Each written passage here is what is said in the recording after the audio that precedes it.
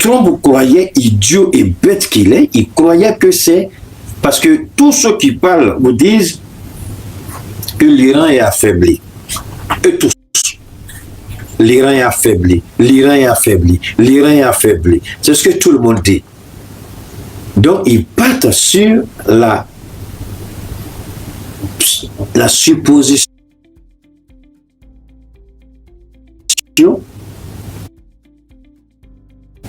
que l'Iran frapper les sites militaires, la guerre est gagnée. Voilà comment ils ont fait ce que tout le monde dit, c'est miscalculation, c'est-à-dire ils ont fait un très mauvais calcul et c'est ce que l'Iran voulait. L'Iran voulait qu'il croie que l'Iran est faible. L'Iran voulait qu'il croie que l'Iran est incapable. L'Iran voulait qu'il croie que l'Iran ne pourra rien faire quand ils vont frapper. C'est l'idée que l'Iran a vendue. Et ils sont tombés dans le piège de l'Iran. Et l'Iran est en train de les laminer à tous les niveaux. Aujourd'hui, les gens sont étonnés de la complexité d'abord des frappes au Moyen-Orient. Cette coordination, cette précision chirurgicale, comment l'Iran arrive et simultanément tous les pays où l'Amérique a des bases. Comment? Simultanément. Pas d'erreur de calcul. Tout est frappé correctement. Comment? Est-ce que les États-Unis sont prêts à reconnaître que l'Iran est une puissance militaire? Jamais. Sinon, Trump devra répondre devant le Congrès. Tu nous as dit qu'ils étaient affaiblis. Dans tous les cas, Trump va devoir expliquer au Congrès la perte de toutes ces installations. Et ça, c'est un premier point. Un deuxième point que nous allons développer. Donc, tu n'as pas encore développé. Keïta n'a pas encore développé. C'est là que ça devient doux. Je vous ai dit, asseyez-vous et puis on s'en va. Mais dans les pays du Golfe, disent quoi? À cause d'Israël, tu nous mets en danger. Quel est l'intérêt d'avoir des bases militaires installées chez nous?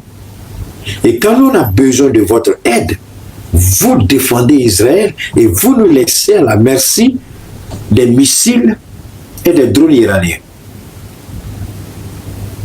Donc, quelle est la nécessité, l'utilité désormais de garder des bases militaires américaines chez nous? Voilà encore des questions. Vous savez, je vous ai dit que cette guerre va révéler beaucoup de choses. Ça, c'est quelque chose à laquelle les États-Unis ne s'y attendaient pas. Donc, le narratif que vous avez écouté tout à l'heure, l'objectif, c'est de dire aux pays du Moyen-Orient, aux Arabes, là, aux monarchies, là, c'est nous qui contrôlons tout. Mais ils disent, mais attendez, votre grande gueule, vous contrôlez les missiles qu'on reçoit chez nous ici, là, qu'est-ce que vous en faites? Ils ne peuvent pas répondre. Mais ils disent, non, c'est un ou deux drones qui arrivent à passer. Un ou deux drones. Demandez à Dubaï, demandez à l'Arabie Saoudite, au Koweït, au Qatar, au Bahreïn, posez-leur la question si c'est un ou deux drones. Ce sont des missiles hypersoniques qui ont frappé les installations américaines. Maintenant, ce sont des drones qui ont frappé les aéroports parce que l'Iran avait l'information selon laquelle que des Américains allaient quitter Dubaï. Donc, ils ont frappé l'aéroport pour les empêcher de partir. Les hôtels qu'ils ont frappés, c'est parce qu'ils avaient l'information que des Américains étaient logés dans ces hôtels. Voilà pourquoi ils ont frappé ces hôtels. Mais sinon, il y a beaucoup d'immeubles à Dubaï. Il y a beaucoup d'immeubles au Qatar, en Arabie Saoudite. Mais pourquoi ce sont ces immeubles-là? Parce que l'information, ils ont aussi des espions sur le terrain qui leur donnent des informations en temps réel. Ce n'est pas tout. Les Américains, les Israéliens, qu'est-ce que les Israéliens ont fait? Les Israéliens ont envoyé des espions en Arabie Saoudite pour attaquer des champs pétroliers avec des drapeaux iraniens. Ils ont été arrêtés. si vous contrôlez l'espace aérien de l'Iran, si vous dominez l'Iran, alors pourquoi aller commettre des actes terroristes en Arabie Saoudite et impliquer l'Iran? Mais cette information-là, il n'en parle pas. C'est pourquoi je vous dis, avec l'aide de nouvelles informations, c'est difficile de venir dire on a fait ça parce que tout est faux.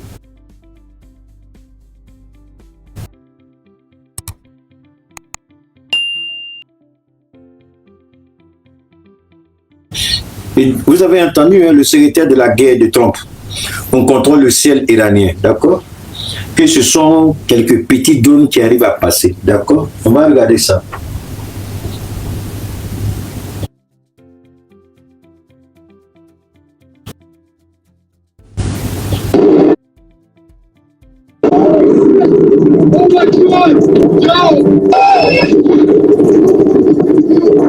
Ok, je vous laisse regarder. On est en Israël, hein? Vous voyez? Donc ça, ce sont les quelques drones pour les Américains. Ça, c'est Israël qui est là. Two cities at the same time. Jérusalem. Tonight, not one target, not one strike. Two of Israel's most populated urban centers hit simultaneously. And the system that was supposed to stop this, the system... Donc ils disent, on contrôle le ciel iranien. C'est deux petits drones qui passent. Ça, c'est deux petits drones qui sont là. Ça, c'est les Américains.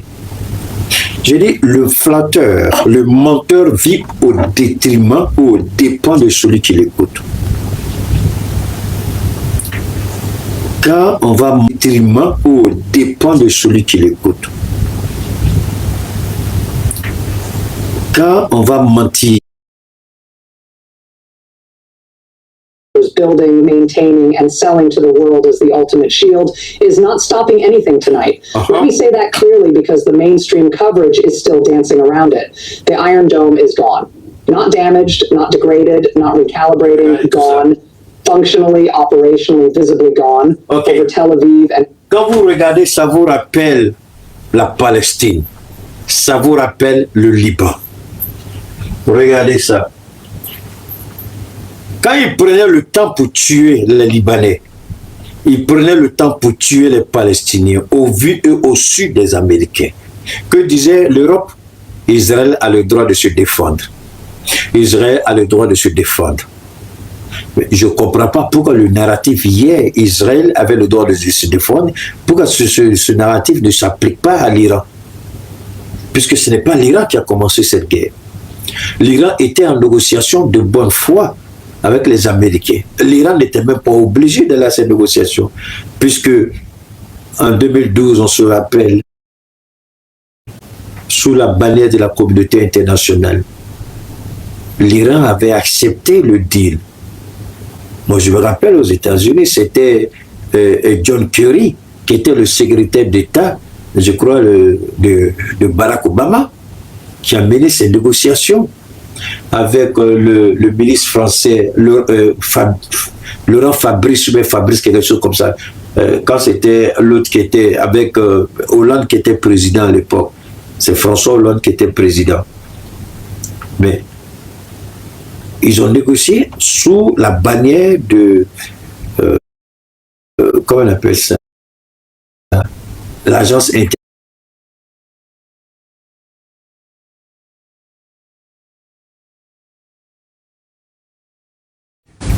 Comment on appelle ça, l'agence internationale chargée de l'énergie qui est atomique. Voilà. Voilà. Mais quand Trump est venu au pouvoir,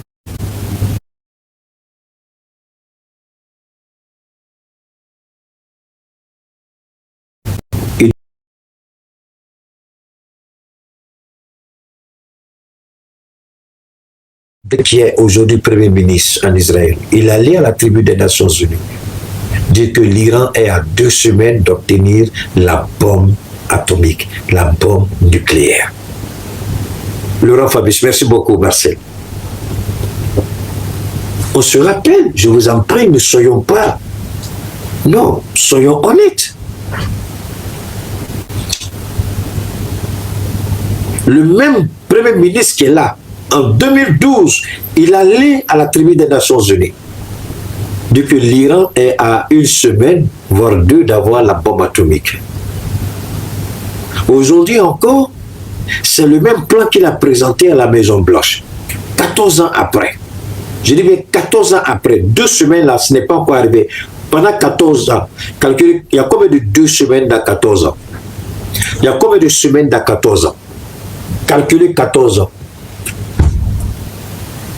Un an, c'est 365 jours, je crois 52 semaines, si je ne me trompe pas. 52 semaines, d'accord?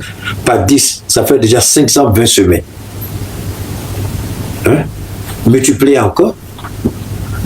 Mais attendez. Pendant 14 ans, le régime, le pouvoir qui devait avoir cette bombe atomique n'est là. Mais alors, maintenant, la question que vous et moi devons se poser, sortons même du contexte de la guerre. Sortons du principe de la guerre et posons-nous la question simple. Si réellement c'est une question d'armes atomiques, si réellement c'est une question pour avoir la bombe, soyons honnêtes, si c'est pour la bombe, si c'est réellement pour la bombe, 1 an, 52 semaines, d'accord. Pardon, il faut multiplier, Pierrette. 52, il faut multiplier par 14. 1 an, 52 semaines. Multiplier par 14, ça fait combien de semaines? Alors, donc ça veut dire que depuis 14 ans, quelle bombe, si l'Iran devait avoir cette bombe atomique-là? Vous croyez que depuis 14 ans, l'Iran n'a pas encore cette bombe? Est-ce que réellement la guerre qu'on impose à l'Iran, est-ce que réellement c'est à cause de la bombe? Ou c'est parce que c'est un régime musulman? Parce que là, ça a échappé aux gens. Je vais vous faire écouter ça tout à l'heure. J'étais dépassé quand j'ai entendu ça. C'est le responsable, mais c'est 728 semaines. Pendant 728 semaines, si l'Iran devrait avoir la bombe atomique, l'Iran n'aurait pas déjà eu cette bombe atomique? Si l'Iran devrait avoir cette bombe atomique, pendant 728 semaines, l'Iran aurait pu avoir cette bombe il y a longtemps. Mais la raison n'est pas la bombe. La raison, c'est parce que Israël veut dominer la région. Israël se dit qu'elle est investie comme le criminel qui est en Côte d'Ivoire, investi d'une mission divine. Mais je vous ai dit, Dieu a maudit Israël il y a longtemps. Et je maintiens ce que je dis. S'il y a des gens qui se disent érudits, docteurs en théologie, à cause de Dieu, je demande pardon à Dieu que ma parole rentre dans vos oreilles et que vous décidiez de relever le défi. Je vais vous montrer par A plus B comment Israël est maudit et Israël n'arrivera nulle part. J'ai l'habitude de vous dire ceci. Ce n'est pas parce que quelqu'un est maudit que la personne ne sera pas un président. Ce n'est pas parce que quelqu'un est maudit que la personne ne sera pas milliardaire. J'ai toujours dit, ne mélangez pas. Le diable lui-même peut bénir. Le diable donne le pouvoir, le diable donne l'argent. Donc ça n'a rien à voir avec. Mais c'est comment ce pouvoir que vous avez, qu'est-ce que vous allez en faire? Si vous décidez tout de suite d'utiliser ce pouvoir, est-ce que vous pouvez atteindre des objectifs? J'ai pris le cas la dernière fois.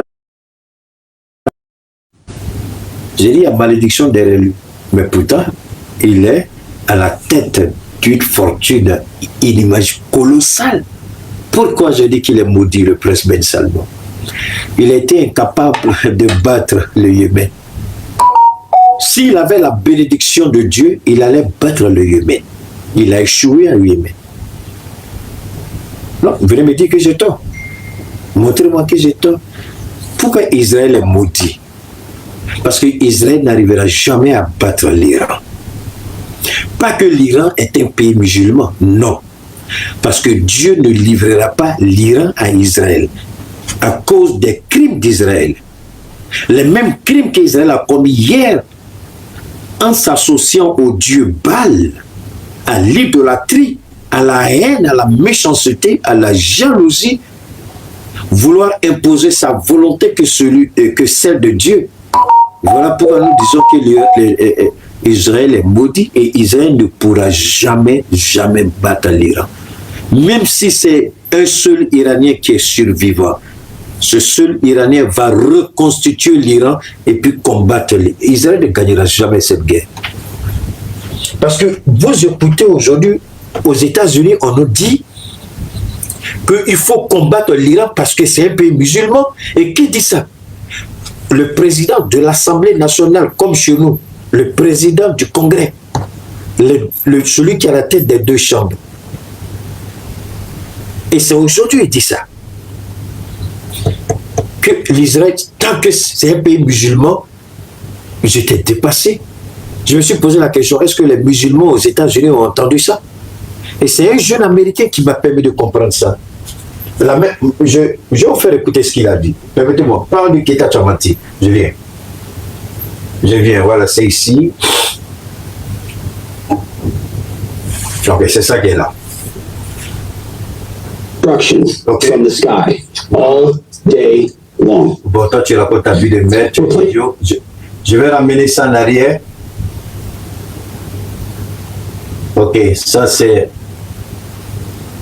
Ok. On va écouter.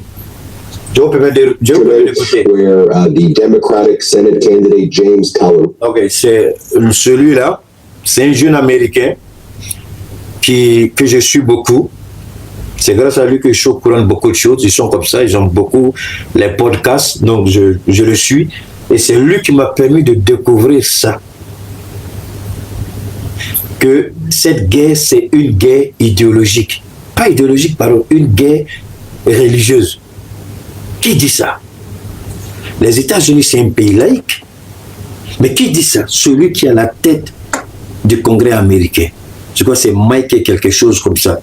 J'ai dit, mais c'est pas vrai. Il dit donc, l'Amérique a tous les droits pour combattre un pays musulman. Mais pourtant, ce bâtard-là qui se dit président du Congrès américain, que font les bases américaines dans les pays musulmans? Vous voyez, c'est là que vous vous posez la question. Pourquoi l'Arabie Saoudite ne réplique pas? Quand je vous dis le prince, là, c'est un Falis, Dangaba Nofé, réfléchissez. Pourquoi Dubaï ne répond pas? Pourquoi Bahreïn ne répond pas? Pourquoi le Qatar ne répond pas? Pourquoi le Koweït ne répond pas? Mais pourtant, c'est un officiel américain qui a dit c'est une guerre de religion. On ne peut pas permettre à l'Iran de battre Israël parce que c'est une mauvaise religion. Qu'est-ce que l'Arabie Saoudite a dit? Zéro. Mais est-ce qu'ils n'ont pas entendu? Ils ont entendu. Mais ils ont fait comme ils n'ont pas entendu. Tout le monde a fermé ses oreilles. Alors, comme moi, je suis le baobab de Dieu, je ne peux pas fermer mes oreilles. On va écouter. Je vais faire avancer un peu. Je vais faire avancer un tout petit peu sur la partie. Ok, je vais faire passer ça aussi rapidement.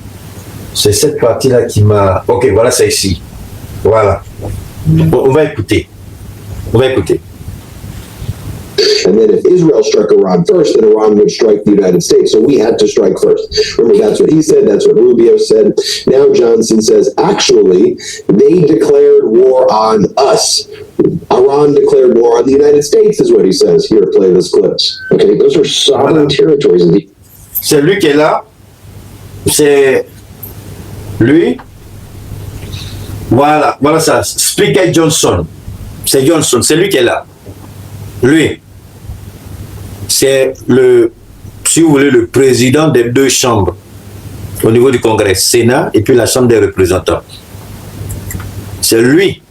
On va écouter ce qu'il a dit. US, they have declared war on us. I don't believe in the semantics. We've talked about the language. Il dit c'est l'Iran qui a déclaré la guerre aux États-Unis. Vous voyez, voilà la première puissance économique. Mike Jones, merci beaucoup Marcel. Voilà la première puissance économique des officiels qui mentent. Et moi je ne regrette pas d'avoir plier mes bagages et dire que c'est un pays de merde, que je ne veux plus rester là-bas. Je ne regrette pas un seul instant d'avoir pris cette décision. Les gens comme ça, vous écoutez ça, vous vous posez la question, où est-ce qu'on va? Tant que vous avez des gens comme ça, là, est-ce que vous pensez que la paix mondiale n'est pas menacée? Quand vous avez des menteurs, des manipulateurs et des corrompus, est-ce que la paix mondiale n'est pas menacée? Elle est menacée.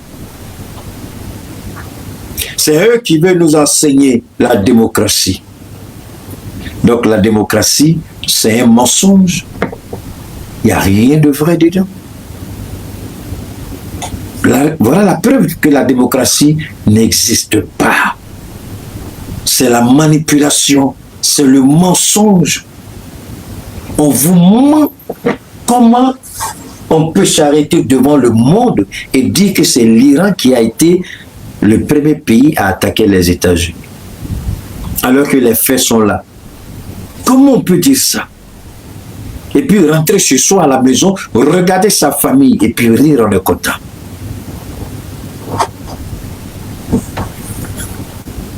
This morning, we're not at war right now. We're 4 days in to a very specific, clear mission, an Operation Epic Fury, which has two components, as you know, that we've articulated over and over. The president has, the commander of the Joint Chiefs, everybody has explained.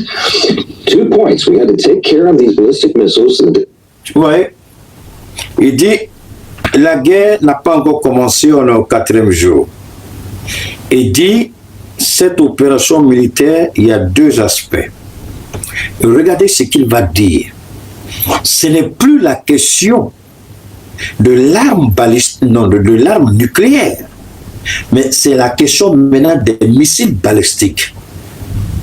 Et qui a envoyé la question des missiles balistiques à la dernière minute? C'est Israël.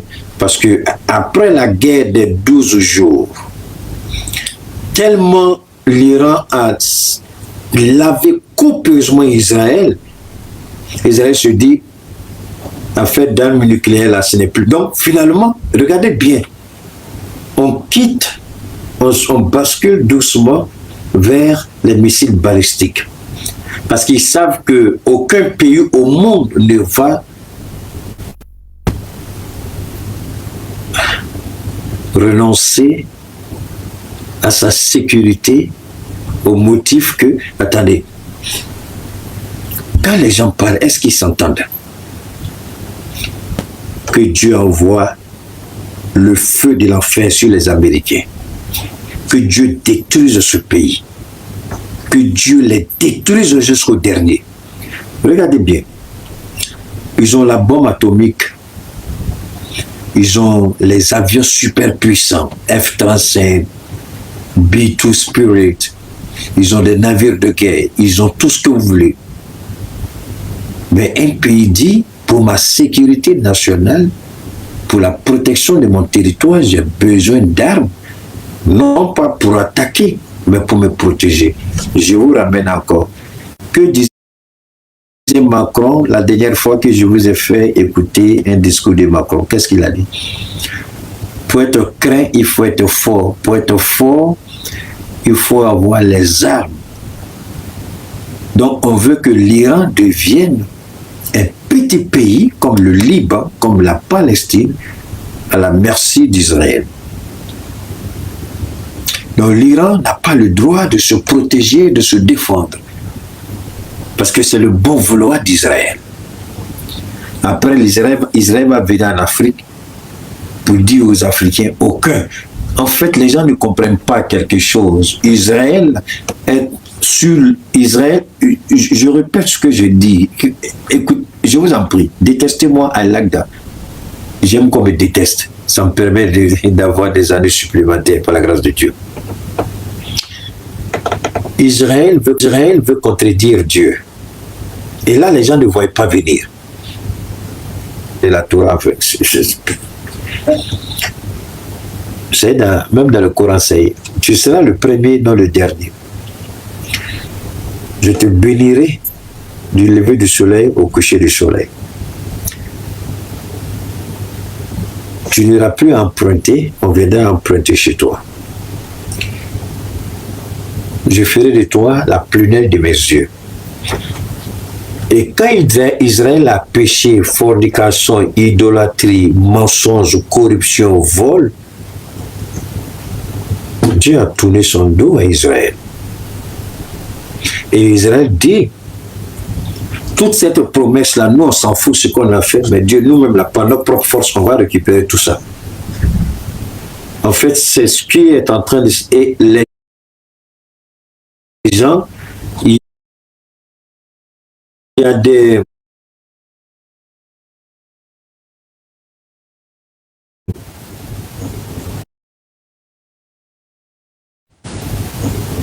Il y a des rabbins. Je ne sais pas si vous connaissez les rabbins. Les rabbins, ce sont les maîtres de ceux qui connaissent la Torah, ce sont les rabbins. Ils disent qu'ils ont à leur possession des révélations secrètes du plan de Dieu pour Israël. Et le plan de Dieu dit que Israël doit dominer toute la région. Ça, c'est ce qui avait été. Dieu a dit, parce que vous êtes un peuple rebelle. Je fais un grand bond en arrière avec le prophète Moussa, que vous appelez Moïse. 3 jours après la sortie de l'Égypte, ils se sont révoltés contre Moïse, Moussa. Dieu a répondu, il a prié, Dieu a répondu. Et ils ont continué jusqu'à ce que Dieu dise, ça c'est un peuple rebelle. Je regrette de vous avoir fait sortir de l'Égypte, je vais tuer tout le monde et puis faire naître de ces pierres des enfants qui vont m'adorer. Et qu'est-ce que Moïse a dit? Moussa, il dit, mais Dieu, si tu fais ça, les Égyptiens vont se frotter les mains, ils vont dire, ben, tu les as fait sortir de chez nous et puis toi-même tu allais les tuer dans le désert. En fait, Dieu voulait voir ce que Moïse allait lui dire, sachant bien qu'il n'allait pas le faire. Donc, Dieu a dit, c'est un peuple de rebelles. Depuis que la manne descendait du ciel, il a dit aux Israéliens, donne-nous aujourd'hui notre pain quotidien. Et le pain quotidien, c'était la manne qui descendait du ciel. Limitez-vous à votre consommation quotidienne. N'en prenez pas, n'en cachez pas, n'en gardez pas.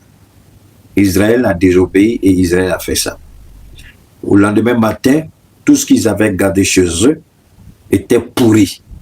On ne pouvait plus manger. Moïse, très énervé, est allé demander pardon. Pourquoi Moïse n'a pas mis les pieds là où Dieu a montré à Moussa?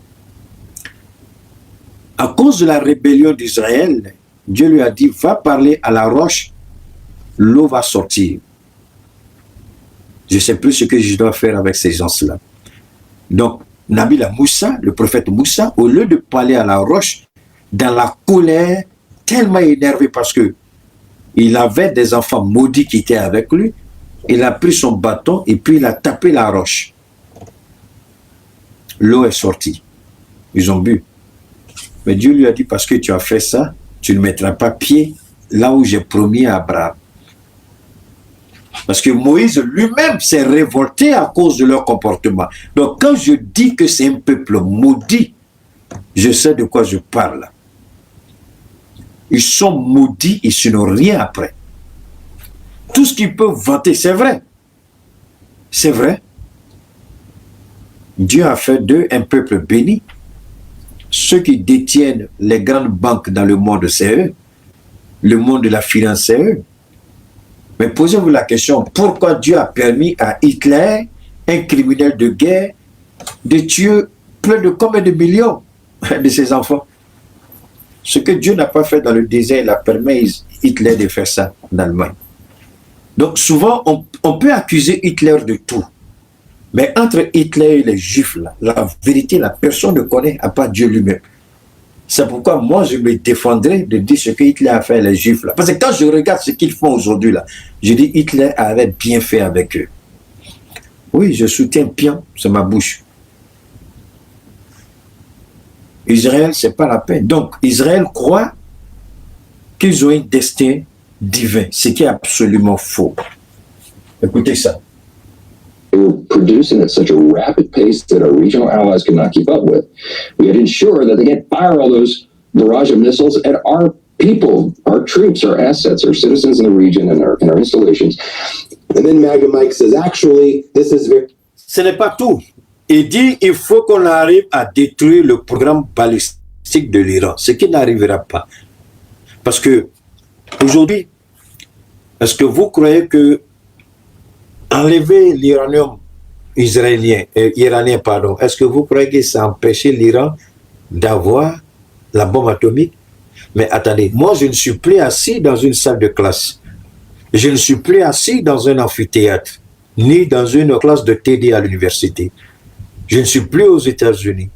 Mais est-ce que vous croyez que parce que je ne suis plus aux États-Unis, je ne sais pas ce que j'ai vécu là-bas, je ne sais pas ce qui se passe? Parce que je ne suis plus assis dans une classe de TD, d'amphithéâtre, vous croyez que je ne sais pas ce que j'ai appris à l'école primaire, au collège, au lycée, à l'université? Vous croyez? Je vous en prie. Donc, une fois que vous avez ça en tête, vous mourrez avec. La question n'est pas de dire tout le monde peut trouver l'uranium ici au Niger. Donc la question maintenant, ils se disent, ils ont des ingénieurs, mais les ingénieurs ont compris qu'il faut faire la transmission générationnelle. Ils ont tué, ils disent qu'ils ont tué tous les scientifiques. Mais si vous avez tué tous les scientifiques, laissez l'Iran tranquille. Vous avez tué les scientifiques. Vous avez tué tel ou tel. Vous avez tellement tué. L'Iran est le seul pays au monde où Israël se livre à des assassinats ciblés. Mais quel est le vrai problème? Il faut débattre. Quel est le vrai problème? Le véritable problème, on n'en parle même pas. Ce n'est pas l'uranium enrichi. Ce n'est pas les armes balistiques. C'est la méchanceté, la haine, la jalousie, l'hypocrisie d'Israël. La haine d'Israël. Israël s'attaque à un pays musulman béni, puisque Israël n'a rien, il ne faut pas oublier. La terre où ils sont là. Tu as pissé là-bas, même caca ne va pas sortir de là. C'est une terre maudite. Rien ne pousse là-bas. Pourtant, voilà un pays à côté, l'Iran. Ils ont tout. Ils ont tout. Pétrole, gaz, ressources naturelles. Et puis ils ont la faveur de la mer, la faveur même de l'environnement. Donc ça pose un problème. Ne croyez pas que cette guerre, c'est une guerre de ceci, de ce... Non, non, non. Ça va au-delà de tout ça. Et Dieu sait mieux que nous tous. C'est pourquoi Dieu protège l'Iran. Et Dieu ne permettra pas à ce peuple rebelle, ces criminels et ces idolâtres de gagner cette guerre. Ça n'arrivera pas. Vous allez entendre encore quelque chose qui va vous couper le souffle. Écoutons. Very biblical, and this is about a bad religion in a... Voilà. Et là, il lui donne l'explication avant de faire passer la vidéo. Et c'est là que le monsieur va dire que l'islam est une religion maléfique et satanique. Et je me pose la question. Si c'est un simple Américain qui dit ça, c'est pas un problème. Mais c'est un officiel américain. Sur ce qu'on appelle sur la succession constitutionnelle, celui qui a dit ça, je crois qu'il est le 3e ou la 4e personnalité à succéder en cas de choses.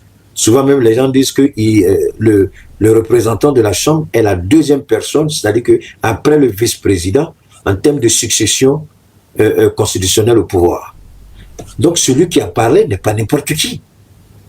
Il est la 2e personnalité la plus importante après le président, après le vice-président. C'est le vice-président, c'est lui. Le vice-président, c'est lui.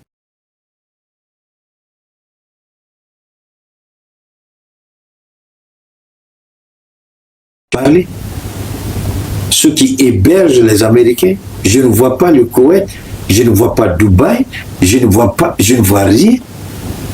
Mais c'est Mike Johnson qui a parlé. And so basically, we're just redoing the Crusades right now. Here, let's play this clip. They have been, and they say the quiet parts out loud. They wanted to wipe Israel off the face of the earth, and they'd like to take us out as well. We're the great Satan in their analogy and their misguided religion, and there was no way to appease them. Vous avez compris? Misguided religion. Donc, et personne n'a présenté ses excuses.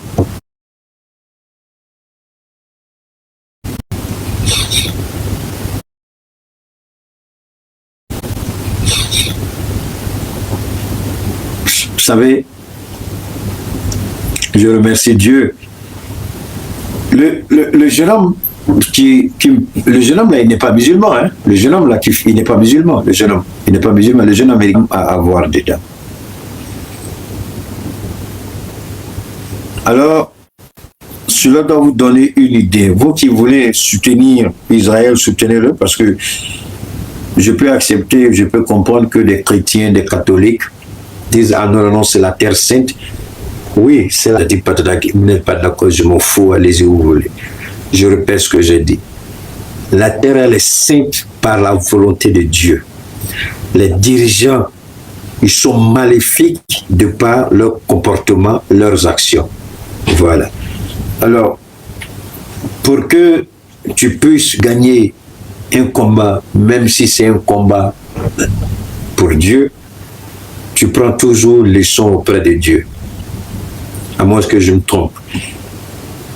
Quand tu demandes si c'est vraiment la volonté de Dieu, lui va t'accompagner et tu vas gagner. Quand David s'est présenté devant Goliath, pourquoi Dieu a permis à David d'avoir raison de Goliath? Mais pourquoi ce n'est pas l'armée juive qui était face aux Philistins là? Pourquoi ce n'est pas cette armée qui a gagné? Mais c'est un seul, plus petit. Parce que David était soumis à la volonté de Dieu il y a longtemps. Il n'était qu'un berger. Et il a été le deuxième roi d'Israël. Allez-y comprendre quelque chose. Donc quand ces idiots parlent des fornicateurs, des menteurs, des corrompus, qui n'ont aucune connexion avec Dieu et prétendent dire que Israël, d'accord? J'espère qu'il a le courage de regarder les images qui aujourd'hui traversent le monde entier. J'espère qu'ils ont le courage de regarder ce que Israël vit. Vous êtes assis aux États-Unis avec vos cravates, assis dans vos bureaux climatisés, c'est le peuple israélien qui vit aujourd'hui. Pas le martyr, mais qui vit aujourd'hui.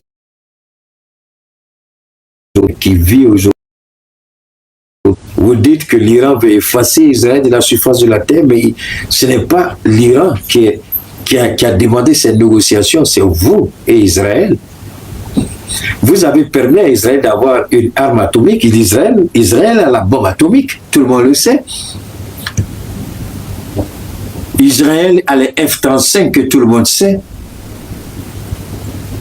Israël a le système de défense que tout le monde sait. Mais alors pourquoi l'Iran n'est pas en mesure de se protéger comme Israël?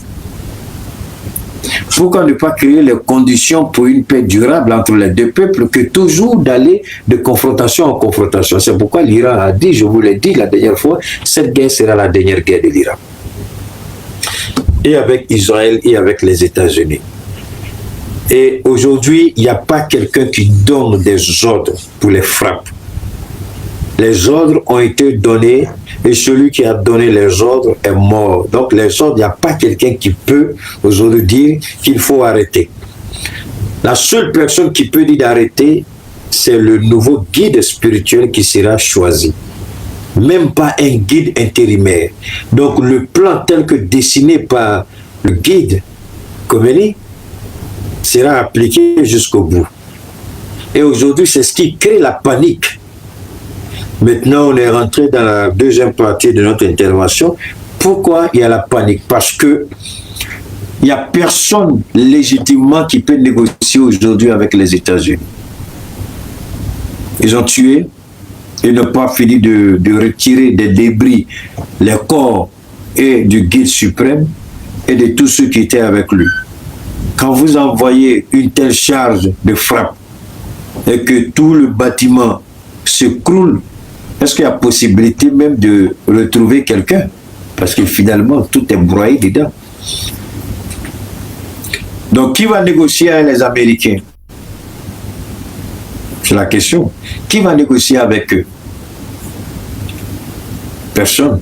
Et ceux qui donnent les ordres aujourd'hui, ils ne sont pas dehors, puisque les ordres qui ont été donnés, les centres de commandement sont des centres de commandement souterrains. Personne ne sait où se trouve. Personne ne sait qui donne. Les gens ont reçu leurs ordres et ils les exécutent.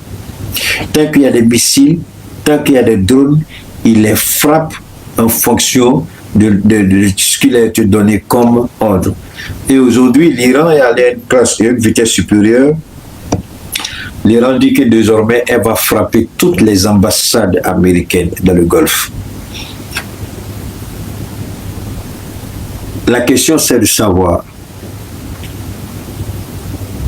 pourquoi l'Iran veut frapper les ambassades. Et aujourd'hui, on voit des spécialistes qui viennent nous dire, depuis que le monde est monde, mais attendez, ils ont ciblé des guides iraniens, ils les ont tués.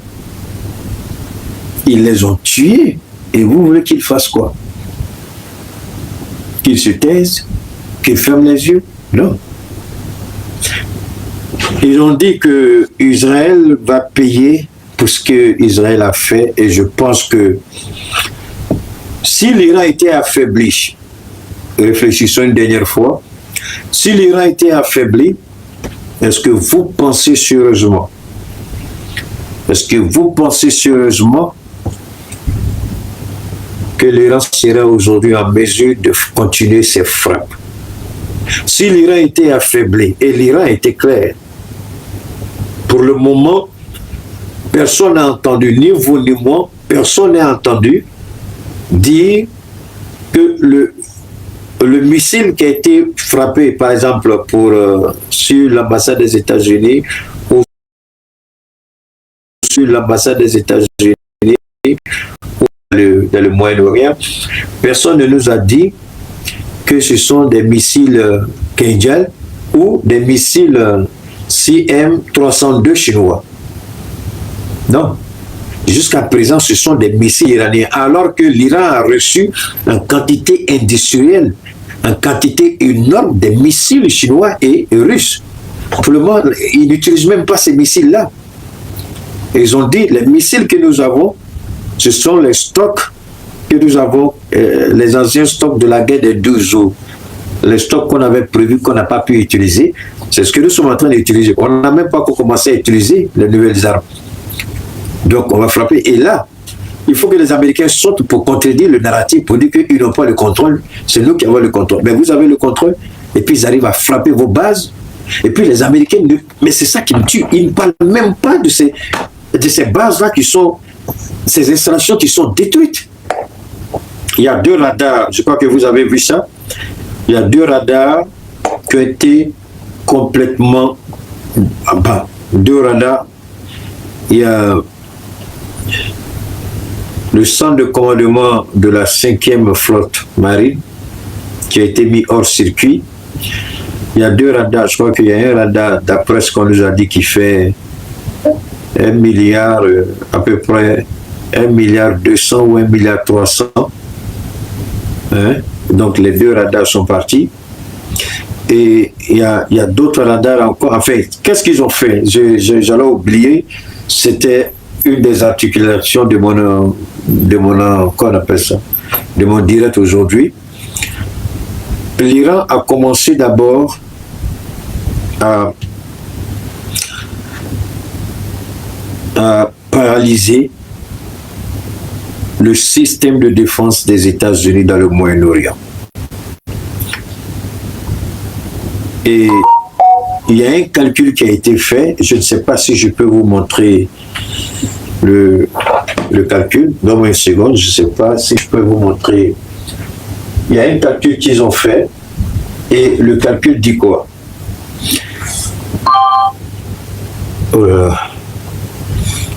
Le calcul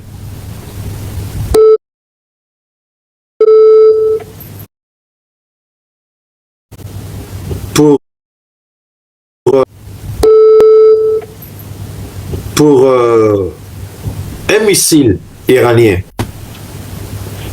supposons un drone qui ne dépasse pas les 2000, 3000 $, vous allez utiliser un missile qui fait au minimum 1 million de dollars, 2 millions de dollars pour abattre un drone qui ne vaut même pas 5 000, 10 000 $. Vous utilisez, donc, ils ont fait les calculs. La dernière fois, je vous disais que depuis le commencement de la guerre, hier, je crois, hier, l'Amérique était à 1 milliard, à peu près, ça foulait. L'Amérique était à peu près à 3 milliards de dollars déjà, en projectiles, et puis en entretien. Ça, c'est l'Amérique. Israël est déjà à des centaines de millions de dollars avec les projectiles. L'Arabie Saoudite, Dubaï, eux tous sont au-delà de 1 milliard de dollars déjà gaspillés avec les projectiles. Mais c'est ça, c'est l'objectif que l'Iran recherchait. C'est-à-dire, l'Iran a gardé ses missiles, je pourrais dire ses missiles stratégiques, l'Iran les a gardés et saturé les systèmes de défense avec le maximum de drones. Si vous laissez les drones passer, c'est grave. Ils vont frapper, ça va donc, vous les interceptez, vous utilisez vos missiles d'interception de 2 millions, de 3 millions de dollars pour juste un drone qui ne dépasse même pas 3, 4, 5 000 $. C'est même pas 10 000 $. Le maximum, c'est quoi, 5 ou 10 000. C'est même pas 10 000, je crois, ça vaut pas 5 000. C'est entre 2, 3 et 5 000 $. Un drone. Et vous utilisez un missile qui fait entre 1 million et 3 millions, voire 6 millions de dollars pour abattre un drone de 3 000, 4 000, 5 000 $. Alors que l'Iran envoie en quantité inimaginable. Et maintenant, vous faites quoi? Vous lancez. Donc, Dubaï a dit on a atteint un seuil critique.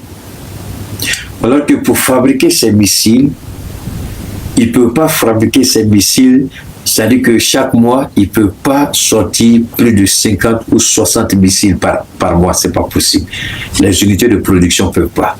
Contrairement à l'Iran qui peut faire sortir plus de 100, 200, 300 par mois, mais eux, ils ne peuvent pas. Vous voyez, c'est ça aussi, quand on est gourmand dans un pays, quand on exagère, c'est ça la réalité. Les gens ont trop misé, tellement le gain facile, maintenant la production en masse n'est pas possible. Et aujourd'hui, ils sont face à une réalité. Israël avait épuisé ce stock depuis la guerre de 12 jours. Israël n'a pas pu, si vous voulez, avoir suffisamment. Et elle entre encore. Donc, Israël aussi a atteint un seuil critique. Désormais, il faut faire un choix. Qu'est-ce qu'il faut laisser passer? Qu'est-ce qu'il faut abattre? En Arabie Saoudite, c'est à peu près la même chose aujourd'hui. Donc, il faut faire des choix. Même si vous faites des choix, l'impact sera énorme. Et donc, pendant qu'ils font la grande gueule, s'ils contrôlaient le ciel israélien, et ça fout iranien, parce que les pays du Golfe allaient dépenser autant. Allez-y, il y a un gars qui est très fort dans les trucs, dans les calculs, et ils sont les chiffres, ça vous donne une chose. Et les calculs qu'il fait, ce n'est pas des calculs au hasard, c'est en fonction des informations officielles des pays du Golfe. C'est eux qui donnent ces informations officielles-là. Donc, c'est en fonction de ce qu'ils donnent comme chiffre que lui, il fait les calculs. Voilà, puisque le coût de chaque missile est connu. Le missile utilisé, si c'est tel missile, voici le coût. Si c'est tel missile, voici le coût. Si c'est tel autre missile, voici le coût. Donc, quand ils disent qu'on a utilisé, bon, il faut les calculs avec, on connaît aussi le coût des drones iraniens. Donc, c'est pratiquement cheap, hein, moins cher. Donc, aujourd'hui, ils ont pratiquement tous dépensé des milliards de dollars en projectiles, mais ça ne suffit pas. Ils subissent des pertes. C'est ce que l'Iran voulait. L'Iran voulait humilier les États-Unis dans le Golfe.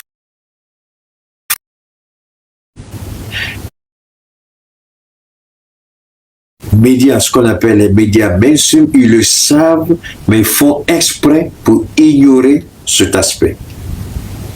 L'Iran veut humilier les Américains et dire, voilà ce pays-là, nous allons vous frapper et vous allez voir tout de suite qui fera son choix. Et c'est ce qu'ils ont fait. Ils ont déployé leur porte-avions, leur ceci, leur cela. Même la France partenaire du Golfe pour intercepter les drones ou les missiles, ils veulent envoyer ça pour aider qui? Israël. Alors que les missiles hypersoniques, on ne peut pas les arrêter. Si on pouvait les arrêter, est-ce que vous croyez que ce que nous avons vu là, on allait voir ça? Aujourd'hui, Tel Aviv, c'est autre chose. C'est un cimetière. Jérusalem, c'est un cimetière. Israël n'a jamais connu ça. Les Israéliens sont traumatisés. Ils n'arrivent pas. Ils sont à plus de 200 et quelques personnes tuées, ce qui n'était jamais arrivé en Israël.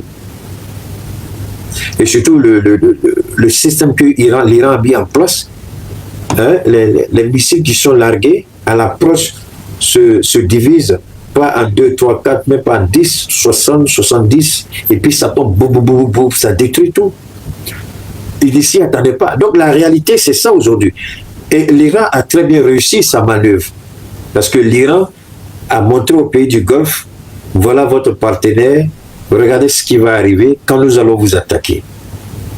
Et aujourd'hui, les différents monarques, ils disent aux Américains, tu nous as abandonné ou bien quoi? Tu nous as promis la sécurité, mais il n'y a rien. Tu nous as lâchés et on est à la merci des missiles et des drones iraniens. On arrive à intercepter beaucoup, mais il y a beaucoup qui arrivent à passer. Les Américains n'ont pas la réponse. Si ce n'est pas la grande gueule que vous venez de voir, ils n'ont pas la réponse. S'ils avaient la réponse, est-ce que ce qu'on voit aujourd'hui, on allait avoir ça? S'ils avaient la réponse, les bases militaires, parce que les bases militaires ont été frappées, ce n'est pas la colère, je vous en prie. Et la Russie, la Chine ont un rôle important et les Américains le savent très bien. Mais puisque officiellement, ni la Chine, ni la Russie ne s'est déclaré, donc il est difficile de partir de suppositions et puis les attaquer. Pour frapper avec précision, il faut des systèmes de calcul intégrés très puissants. Peu importe la technologie de drone de l'Iran, les missiles hypersoniques, mais les calculs complexes, frappe simultanée, l'Iran a eu besoin de la Chine et de la Russie pour coordonner ces différentes frappes. Et l'Europe le sait, l'Amérique le sait. Mais puisque ce n'est pas déclaré comme eux, ils l'ont fait avec l'Ukraine. Vous savez que ni la Chine, ni la Russie ne viennent comme ça parler. Donc c'est ça qui fatigue ces gens-là, et ça c'est une réalité. Mais en même temps, n'oubliez pas une chose. La Chine apprend de la faiblesse des États-Unis et se prépare. La Chine regarde les failles. Pourquoi la Chine envoie ses ingénieurs en Iran? C'est pour voir les failles et préparer sa guerre par rapport à... Comment on appelle ce coin-là? Hein? Thaïlande, c'est ça? Non, c'est pas Thaïlande. Comment on appelle ce coin-là? Le coin où les... enfin, je ne sais pas, c'est Taïwan. Quoi, le Taïwan, c'est ça? L'île de Taïwan, là. Voilà. Les Chinois regardent. Et pendant ce temps, que fait la Russie? La Russie est en train de labourer copieusement l'Ukraine. L'Ukraine a été placée, reléguée au dernier plan. Donc, tous les deux partenaires de l'Iran sont en train de gagner. Chacun gagne son compte. La Chine se prépare. La Chine connaît les faiblesses des États-Unis. Et Taïwan, merci beaucoup. Et excusez-moi. Et la Russie en Ukraine. J'ai vu que la Russie, c'est ça, ils ont envoyé à peu près, je crois la journée d'aujourd'hui, mais hier, là, plus de, à peu près 2000, 2000 drones avec missiles, tout ça, la plus grande offensive jamais depuis la guerre a commencé, c'était hier ou aujourd'hui. Pourquoi?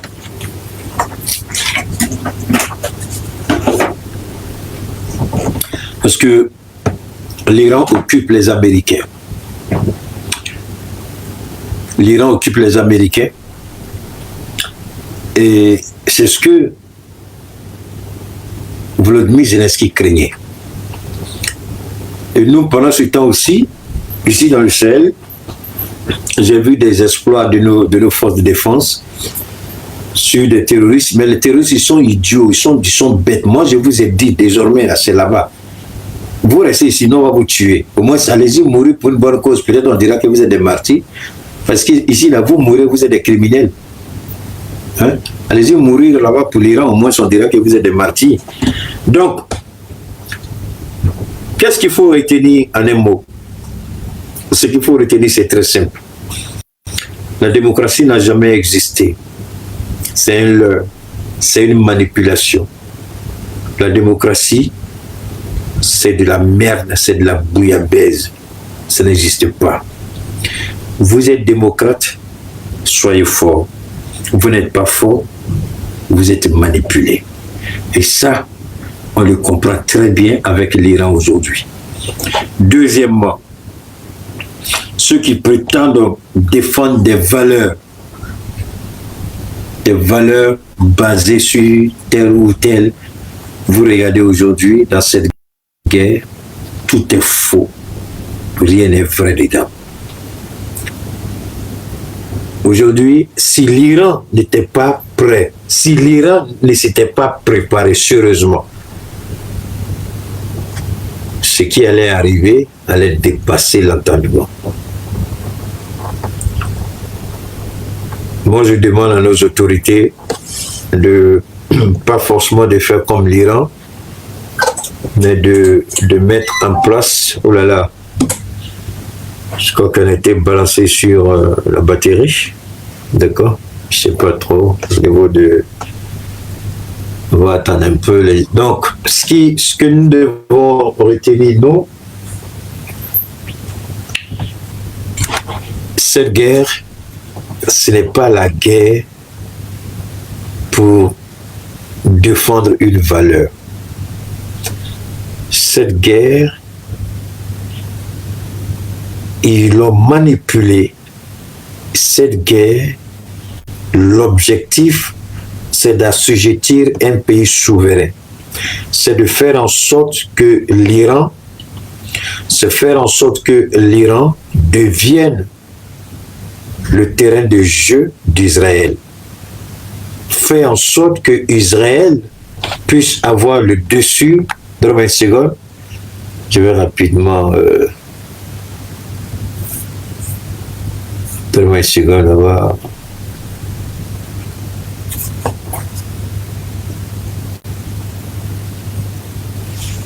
Parce que pour nous, c'est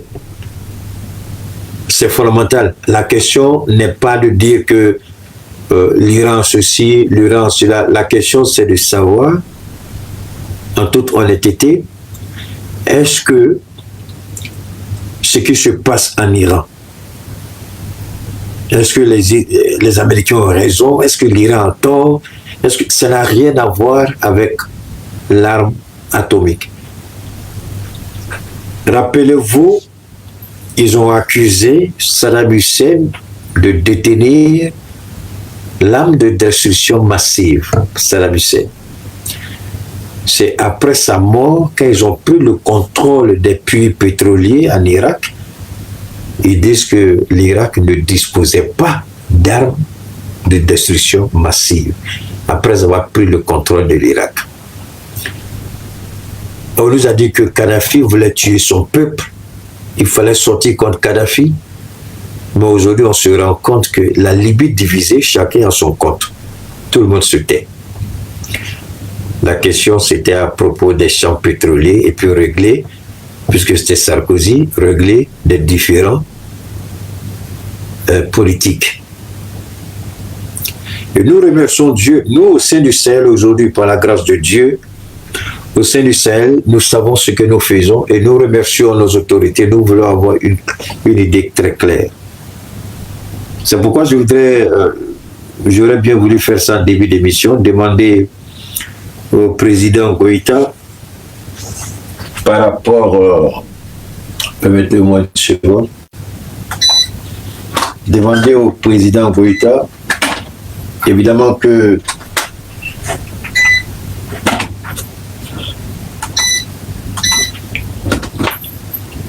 nous, on a avec cette histoire de carburant qui malheureusement est en train de subir encore quelques désagréments, j'aurais souhaité faire ça comme première partie de mon direct, mais c'est pas grave, je vais revenir là-dessus, je crois, dans le courant de la journée, si Dieu le veut. C'est demander à l'État du Mali de réfléchir à deux possibilités pour éviter cette situation. C'est-à-dire qu'on peut signer un protocole d'accord avec le Niger pour que le Niger vienne ici au Mali implanter une succursale de son, comment on appelle ça, de sa société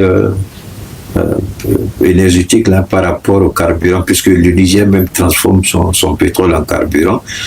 Donc on signe un protocole, le gouvernement malien a une part de participation et le gouvernement nigérien a une part de participation. Et puis on fait ça au Mali, où deuxième option, c'est d'aller au Nigeria et puis signer un protocole avec Ali Dangote.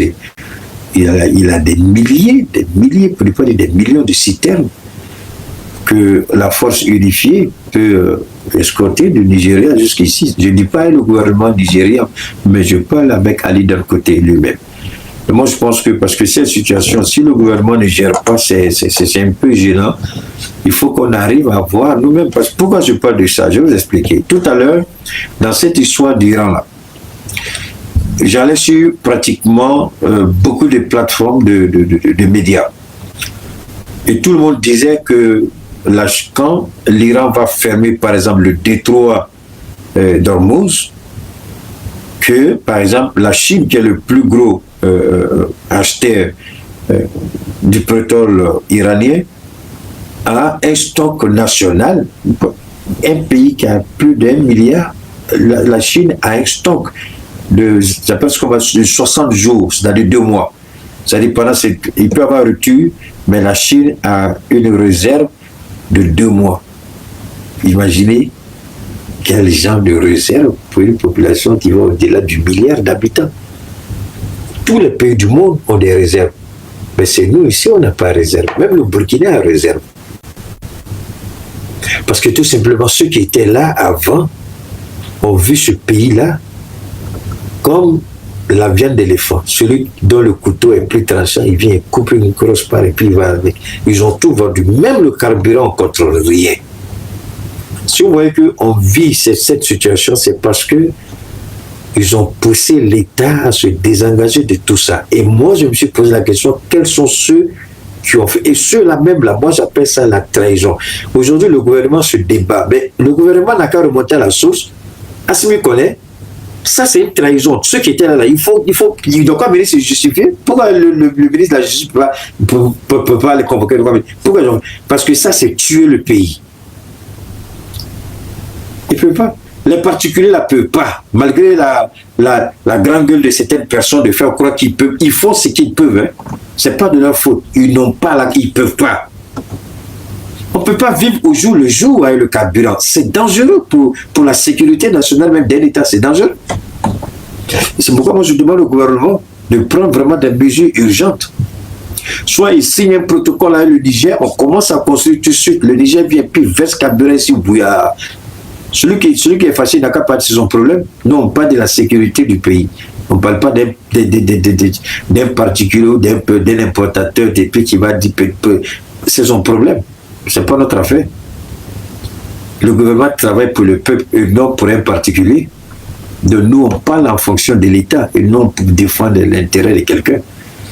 Le gouvernement a le choix. Soit le gouvernement travaille avec l'État du Niger, soit le gouvernement travaille avec Ali Dangote, c'est tout. Parce que cette affaire de carburant, là, ça commence à être un peu gênant, quoi. Hein? Alors, donc, nous disons au niveau de l'Iran, il est important de ne pas perdre de vue l'essentiel. On veut nous faire croire que l'Iran est un mauvais pays. Même la Côte d'Ivoire a été suffisamment malhonnête pour ne pas reconnaître que l'Iran a été agressé. Ça, c'est quelque chose que je ne voulais pas partager avec vous, mais bon, ça ne m'intéresse pas parce que le gars là, il a fui, comment il s'appelle? Benjamin Netanyahou a fui. Il commence une guerre, personne ne sait où il est. Il commence une guerre, il est introuvable. Il fait tuer Oh là là, il y a des images qui sont pas... Il y a des images qui sont insoutenables. Je ne voudrais pas faire passer ces images-là parce que c'est pas joli. Alors quand Benjamin Netanyahou, il tue, alors voilà un peu le chiffre que je vous donnais. Ça c'est quel jour? Ça c'était le mardi. Les États-Unis, en 24 heures, ont dépensé 779 millions de dollars. J'ai dit bien 779 millions de dollars. Voilà ça ici, en 24 heures. Le premier jour de la guerre, c'est ce que les États-Unis ont brûlé.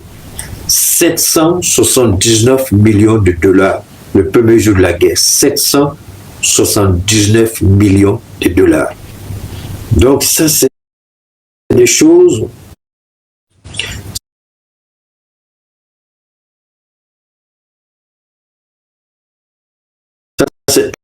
Il y a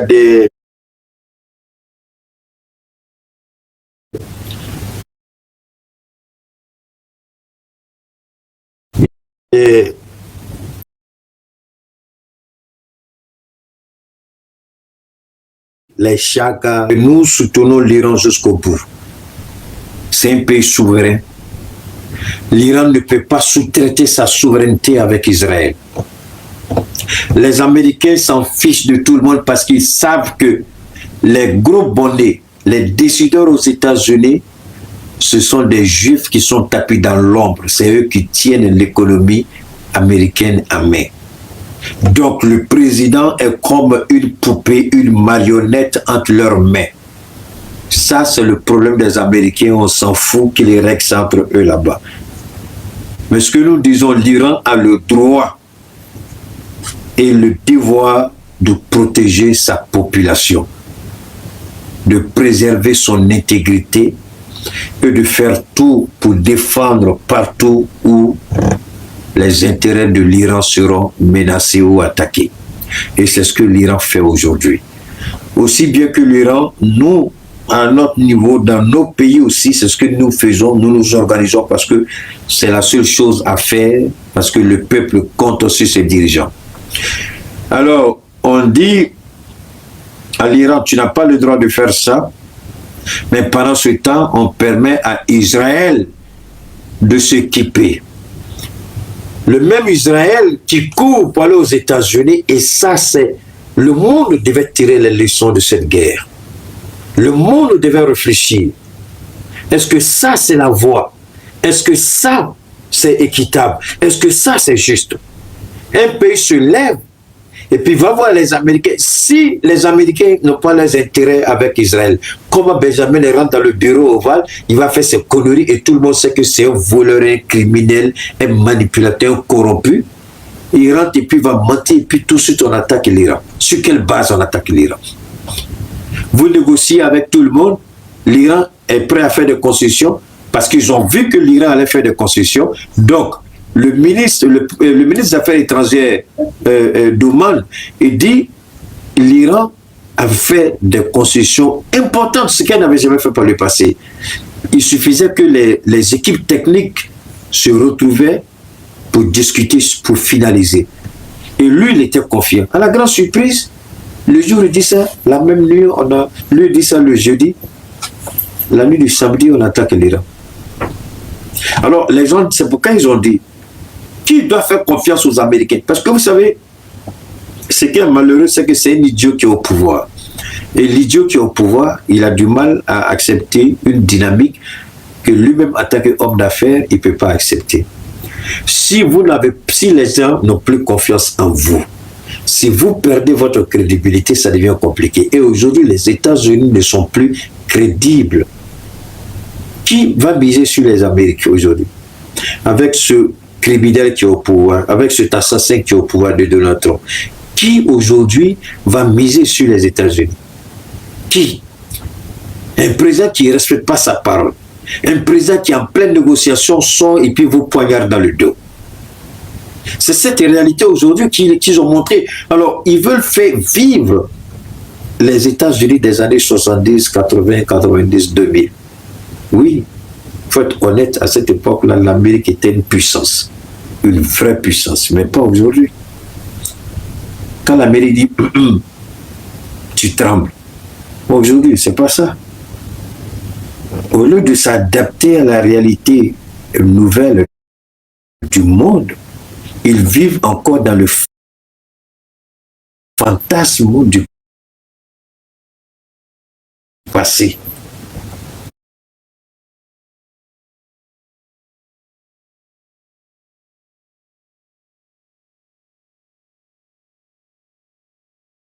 De soutenir l'Iran. Et je suis heureux de le faire avec les moyens dont je dispose, tels que ce que je suis en train de faire aujourd'hui. Parce que le mensonge des États-Unis, on doit être capable de dénoncer et de montrer à la face du monde que ce sont des menteurs. Ils mentent et ils manipulent. L'Iran n'a rien de tout ça. Aujourd'hui, avant que la guerre ne commence, 300 généraux à la retraite aux États-Unis qui ont honnêtement servi le drapeau américain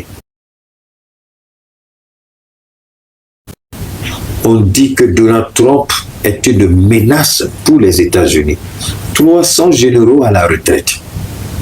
Et aujourd'hui, le discours que vous avez écouté là, les blablabla de leur ministre de guerre là, c'est parce que les généraux sont sortis. Ils ont dit l'Amérique n'a pas ce qu'il faut pour faire une guerre qui va au-delà d'une semaine. C'est pourquoi vous les entendez dire, Trump dit la guerre va aller aussi longtemps que possible. Ils ne peuvent pas. C'est faux. Ils n'ont pas la réserve de munitions nécessaire pour faire ça. Et comme Trump, je vous le dis, je le répète, c'est un gars qui n'a pas honte, c'est un idiot. Si pourrait la demander de cesser le feu, puis l'Iran a rejeté. La prochaine fois, il ne va pas cesser le feu. Trump, tellement qu'il est bête, il a honte parce que aujourd'hui, mercredi, enfin, on est déjà minuit dans ce cours, voilà.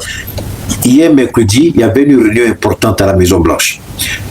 Il devait être briefé et par le secrétaire de la guerre, le ministre de la guerre, et par le chef d'état-major des forces armées américaines.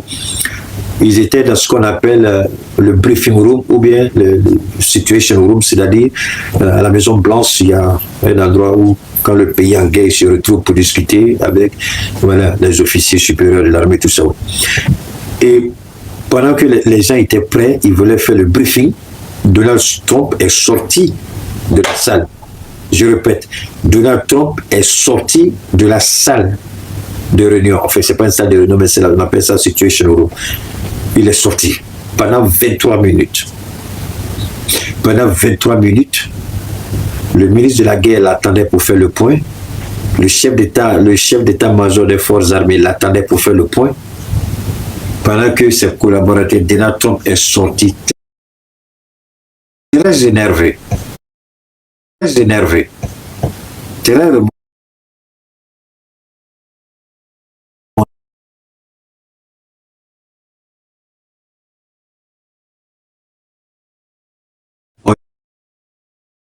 On lui a dit que l'Iran a frappé l'ambassade des États-Unis à Riyad, c'est-à-dire en Arabie Saoudite.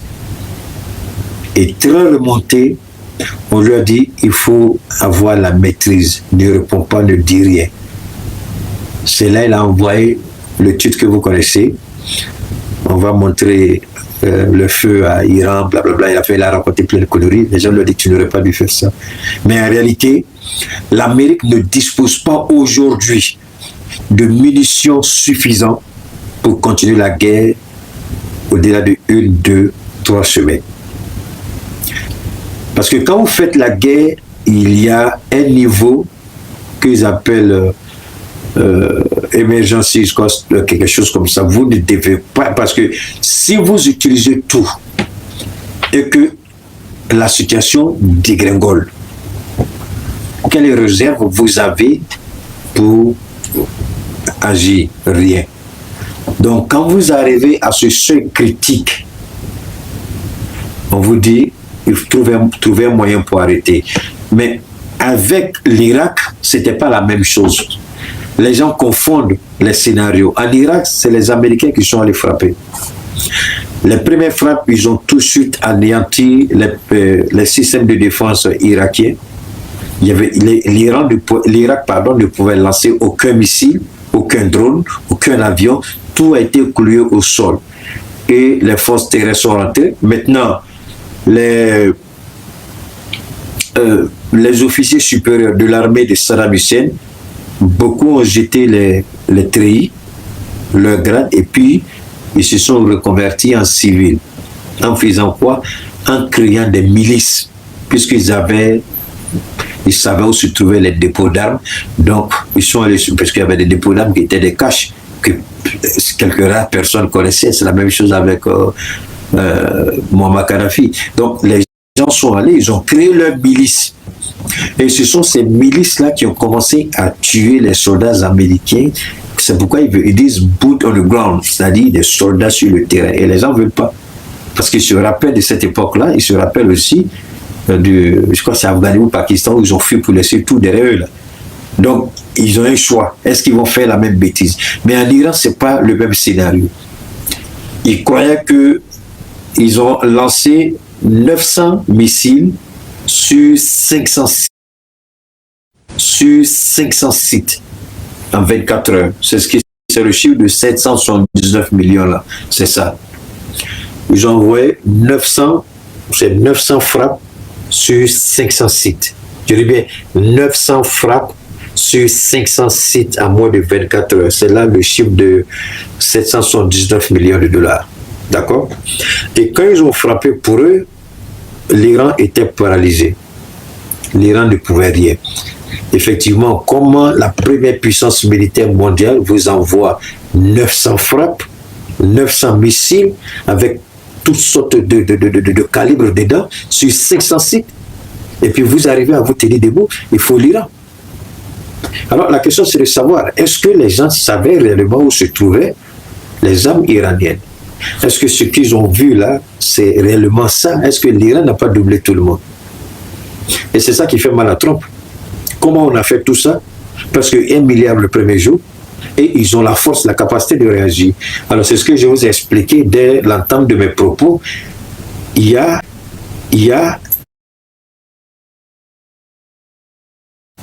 notamment posthume qui a été laissé.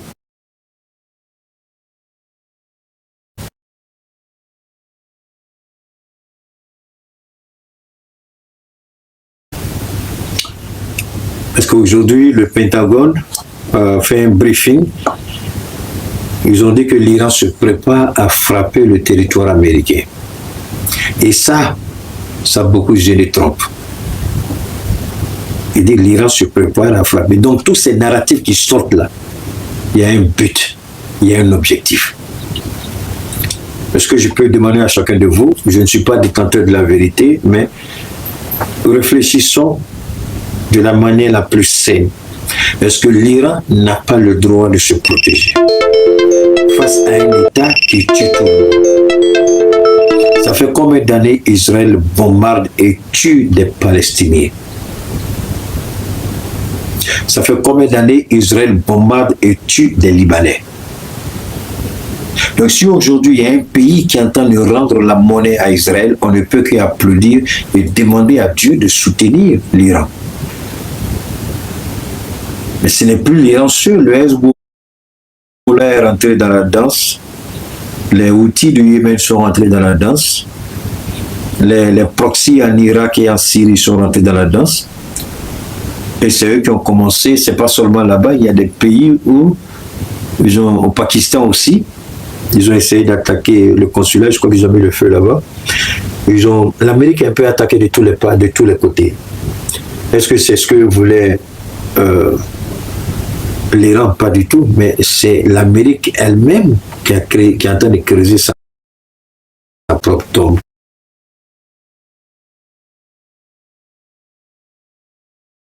Honnête et juste. Dieu n'est pas un Dieu de l'injustice. L'Amérique aurait pu dire à Israël, écoute, tu as ton arme nucléaire à toi. Ils n'ont pas d'arme nucléaire. Ils ont le droit de se défendre. Pourquoi tu voudrais les... Mais tant que vous n'allez pas avoir le courage de dire à Israël que l'Iran a le droit de faire ça, et tant qu'Israël aura un criminel, un assassin, un voleur et un traître, un corrompu comme Benjamin Netanyahu, Israël ne connaîtra jamais la paix. Et si les Israéliens ne comprennent pas qu'ils peuvent vivre et coexister pacifiquement avec l'Iran, ils ne connaîtront jamais la paix. Et nous, on ne va jamais abandonner l'Iran parce que l'Iran se bat pour une noble cause aussi bien que nous nous battons dans le Sahel pour une noble cause. Donc, nous devons, au-delà de l'aspect émotionnel, euphorique, reconnaître que l'Iran a le droit de défendre son pays. Et pourquoi je ne parle pas des dégâts d'Iran? Vous croyez qu'il n'y a pas de dégâts? Il y a des dégâts. Mais quand vous regardez en face de qui se tient l'Iran, les dégâts de l'Iran deviennent insignifiants, même s'il y a des pertes en vies humaines. N'oubliez pas que nous sommes en face de cette puissance-là qui a toujours déstabilisé tous les pays dès les premières frappes. Quel pays a résisté aux États-Unis dès les premières frappes? Montrez-moi un seul pays. C'est l'Iran. Après les premières frappes, après les 900 frappes, 1 heure après, l'Iran est sorti. Et puis l'Iran a commencé à frapper. Jusqu'à présent, l'Iran continue d'envoyer des vagues de drones et de missiles. La question que tout le monde se pose, ils sont tous étonnés. Est-ce qu'il y a 2 Irans? Ça veut dire quoi, Keïta? Non. Il y a un Iran que tout le monde voit, mais il y a un autre Iran plus dangereux qui est sous terre, c'est-à-dire l'Iran qui est dans le tunnel. C'est-à-dire les opérateurs des drones, des missiles, tous ces autres. Ils disent qu'ils contrôlent la mer iranienne. Mais pourquoi aucun bateau n'arrive à traverser le détroit d'Ormuz? Réfléchissez aussi à celui-là. Est-ce que c'est qu'ils disent? Donc c'est un narratif qu'ils veulent vendre. Ils veulent faire quoi? Qu'ils contrôlent tout. Vous contrôlez tout. Mais les Israéliens qui sont en train de mourir là, c'est des êtres humains. Ce qu'on regarde, c'est pas intelligence artificielle, c'est pas une manipulation. C'est la réalité en Israël. Israël ne tient plus. Israël n'a jamais vécu ça. Alors que la différence avec l'Iran, c'est quoi? L'Iran a toujours vécu ça depuis plus de 40 ans. Avec les sanctions les plus difficiles au monde. Donc l'Iran est habitué à la difficulté, aux frappes et aux attaques. Voilà pourquoi je ne perds pas trop mon temps pour ne pas donner à ces idiots-là de se manifester. C'est pourquoi je ne parlerai jamais dans mes directs, je vais être clair avec vous, je ne parlerai jamais dans mes directs des pertes que subit l'Iran. Je ne le ferai jamais. Ce que je verrai, ce sera pour moi et moi seul. Celui qui veut voir les frappes peut aller après mon direct et regarder. Mais ce que je vais faire, par contre, c'est de me concentrer sur toutes les frappes iraniennes en Israël, dans le Moyen-Orient et sur les États-Unis. Parce que c'est normal, ce que l'Iran subit, aucun pays au monde ne peut subir et peut tenir debout. Donc l'Iran mérite pour moi respect et considération. C'est pourquoi les pertes que l'Iran va subir, moi je ne serai pas là, comme vous voyez certains de nos frères, en faire l'apologie. Je ne le ferai pas. C'est leur droit, je respecte. Mais ne venez pas croire que moi là, je vais vous dire, ils ont fait ça en Iran, ils ont fait ça en Iran. Je ne ferai jamais passer les images des attaques sur l'Iran. Je ne ferai jamais ça. Par contre, en Israël, je le ferai. Ah, c'est pas juste, c'est comme ça le monde est fait. Voilà. Ils se sont associés contre l'Iran. Je m'associe aussi à l'Iran. Et puis, je mène ma communication à ce niveau. Voilà. Donc, je remercie les uns et les autres. Merci à toi, IH5SH. Merci beaucoup. Merci infiniment. Merci infiniment à tous du côté de YouTube. Merci à tous. J'ai pas lu les commentaires sur YouTube, comme s'il y a les Drissa, les Chaka.